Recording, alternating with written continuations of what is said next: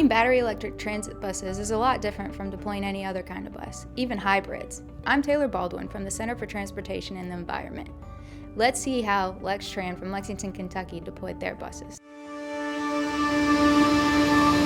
Having a solid plan for deployment is critical to project success. Getting key stakeholders involved from the beginning to include the general managers, the facility managers, the maintenance technicians, the dispatchers, the drivers, the utilities is critical to a successful deployment. So at the time, the opportunity came up to incorporate the electric vehicles into our fleet. There was some reluctance on the part of people who'd been here a long time. No one here had any experience with an electric bus. The fast charge buses that we have operate differently than a diesel bus or even a hybrid electric bus. So a diesel bus, you fill up the tank, it runs and runs and runs.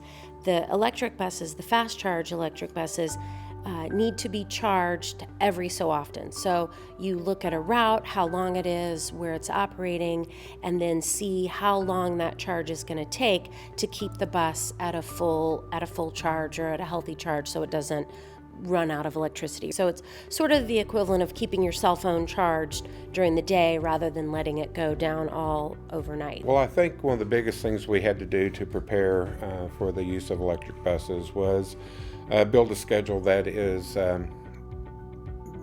has charge time built in. One of the challenges with Lextran's electric bus deployment project was their hub and spoke route system. So every bus comes into the station around the same time and tries to leave the station at the same time. With deployment of 5 electric buses, that made utilizing one charger a challenge.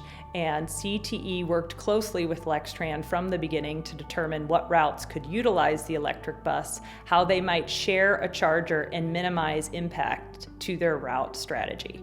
It was very helpful for CTE to be able to help us model the routes. So to know based on the topography, the hills, the travel pattern of that particular route, to know the schedule timing, to know which routes made sense to try the buses on first. So some routes were better than others, some routes were long, some routes were short. So the route modeling was very helpful. It also helped to have another source of information that wasn't just coming from the vehicle manufacturers, whether it's Proterra, whether it's one of the other vehicle manufacturers. They have lots of data and lots of information about this is zero emissions that, or this is going to save you that much, money on fuel cost. But to have another source that was able to do that and kind of had an industry approach or an energy sector approach was also very helpful.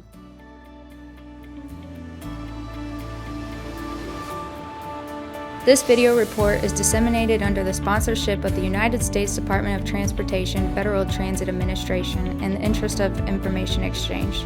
The United States government assumes no liability for the contents or use thereof.